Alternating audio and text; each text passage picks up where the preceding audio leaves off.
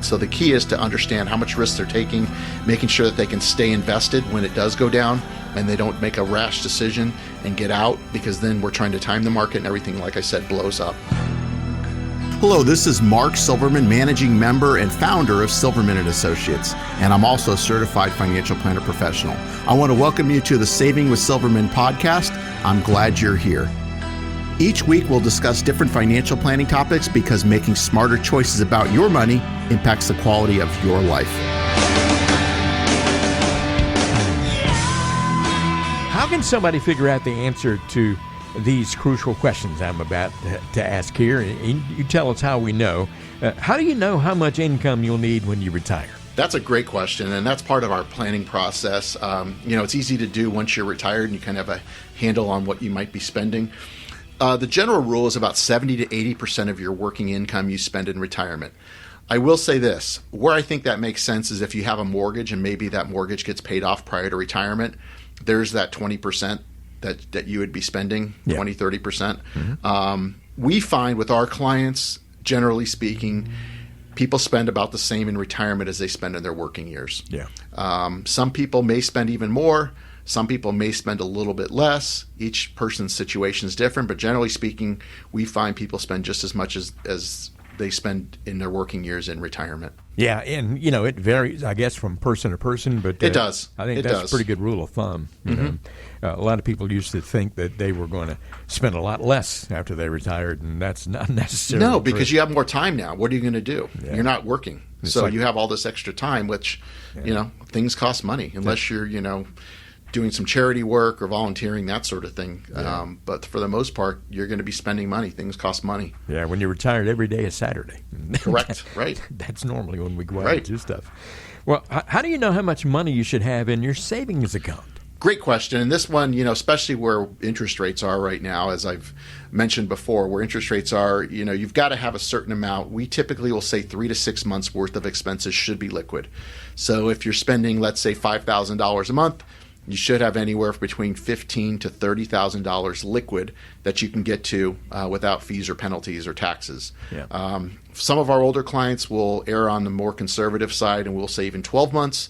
But you don't want to keep too much in cash right now because, as I've said before, with inflation where it is, you're guaranteed for this money not to keep up with inflation. So you don't want to have too much in cash, but you want to have the right amount that you can get to if your air conditioning breaks or you need money for whatever cause, car breaks down, whatever it might be. Some kind of an emergency fund, but you don't want to have so much there that you're just losing money. But we'll calculate that for people when we do our planning process as well. Okay, here's another question for you. How do you know how much life insurance you should have? That could vary. Life insurance is an interesting one. There's all sorts of different types. There's term, there's permanent, there's whole life, IUL, VUL. There's all sorts of different types of policies. I'm not one to believe, and I am insurance licensed in full disclosure. I don't believe everybody needs life insurance, depending on where they are. We find a lot of people that have insurance that don't need it. We have some people that don't have it that do need it. But life insurance now can be used for long-term care, not a traditional long-term care policy, but ways of using the death benefit for long-term care. And that's become pretty popular the last few years. And so insurance is one of those things where we'll do an analysis and a part of our planning process, see one, do you have insurance? 2, do you need insurance? And if you do, what type do you need and what should you consider? So you can make an educated decision to say, okay, this is what I want or this is what I have, this is what I need. The nice thing with insurance is it's become cheaper, assuming you're still insurable. You still qualify. New mortality tables, people are living longer, which means insurance companies can hold on to your money longer, which means it's actually gotten cheaper. So other than computers and TVs, insurance is one of those few things that has actually gotten cheaper, assuming you can still qualify. Here's a loaded question, and it may take a little while to explain. How do you know how much risk you should be taking with your investments? Well, we analyze the risk. We have an online tool that we use, which really gets down to the part as far as people's comfort level. If we have a husband and wife, we'll analyze both of their risk tolerances to understand that and then compare that to their current risk that they're currently taking. And then most importantly, we compare that to their overall plan, because what we find sometimes is people either taking too much risk or not enough risk to achieve their goals. Sometimes taking more risk actually puts them at a disadvantage in regards to their personal plan. In some cases, they're not taking enough risk to achieve their goals. So it's understanding that and making sure that they're taking the right amount of risk that they can handle, because what happens is if people take too much risk, when the markets go down, I didn't say if, but when the markets go down, they want to get out of their investments, which everything blows up at that point. So the key is to understand how much risk they're taking, making sure that they can stay invested when it does go down and they don't make a rash decision and get out, because then we're trying to time the market and everything, like I said, blows up. So understanding those factors and taking that in consideration to figure out how much risk they should be taking to keep them on track for their goals. You're listening to Saving with Silverman with Mark Silverman, and not saying that Mark Silverman is perfect or that he knows the answer to every question, but I have noticed that he has an answer for every single question I have laid out here today.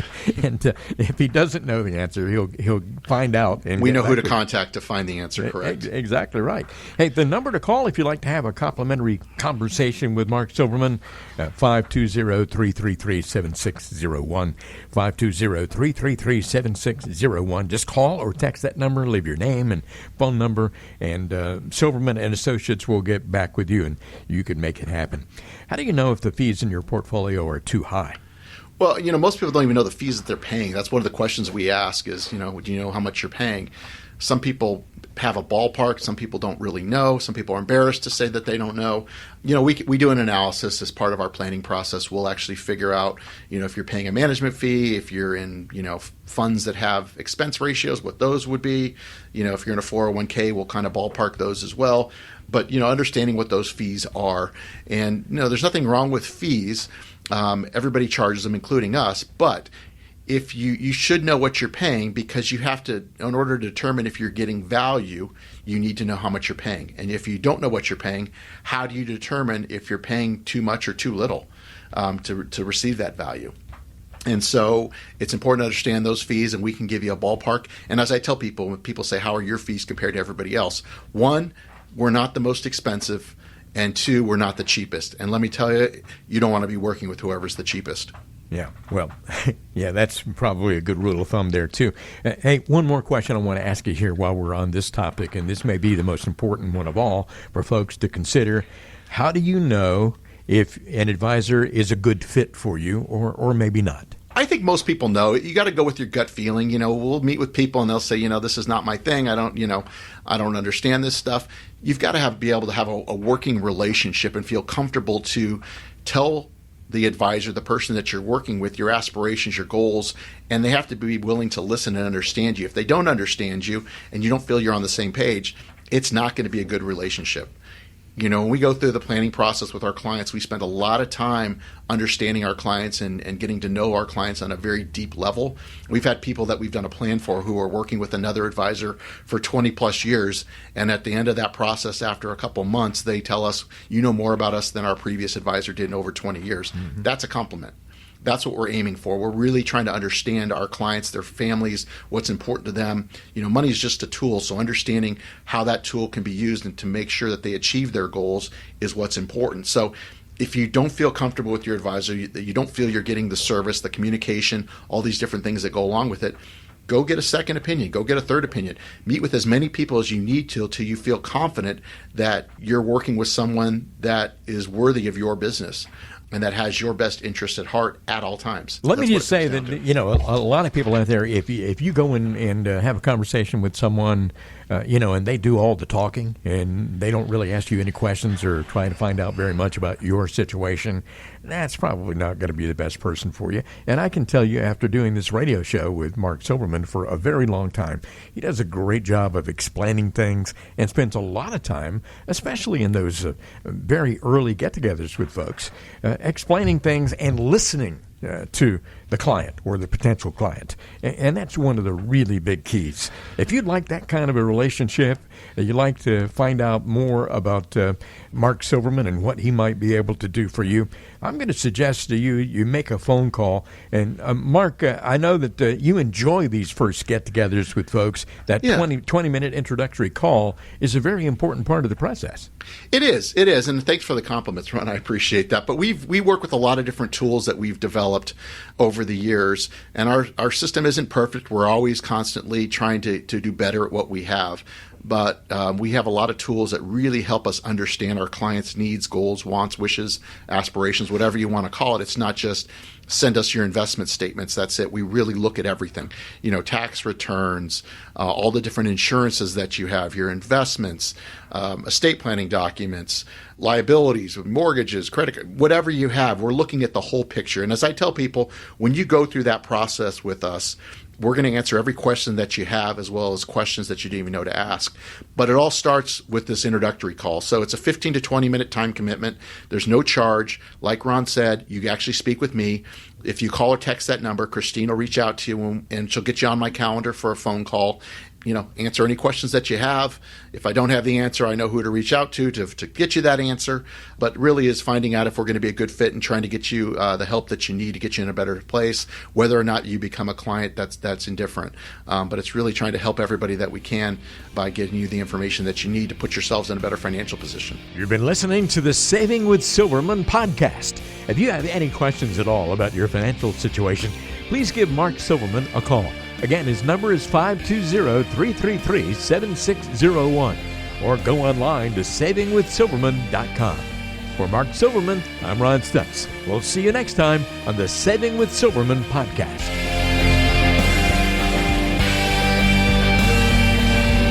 The Saving with Silverman podcast is brought to you by Silverman & Associates Wealth Management, LLC, based in Tucson, Arizona. The show is available on Apple Podcasts, Spotify, Google Podcasts, and everywhere you listen to shows. Subscribe to the show on your favorite app today and never miss an episode. Just search for Saving with Silverman to find us, or visit savingwithsilverman.com to listen to past episodes, to contact Mark, and to learn more about how to make smarter decisions with your money. Did you know that Mark Silverman also has a radio show? Tune in to Saving with Silverman Saturdays and Sundays at 3 p.m. on AM 790 KNST. All matters discussed on this show are for informational purposes only. Opinions expressed are solely those of Silverman & Associates Wealth Management, LLC, and staff. All topics covered are believed to be from reliable sources. However, Silverman & Associates Wealth Management, LLC makes no representation as to its accuracy or completeness. This show shall in no way be construed as a solicitation to sell securities or investment advisory services to residents of any state other than Arizona or where otherwise permitted. Topics should be discussed with your individual advisor prior to implementation. Fee-based financial planning and investment advisory services offered through Silverman & Associates Wealth Management, LLC, a registered investment advisor in the state of Arizona. Insurance products and services are offered through Silverman & Associates, an affiliated company.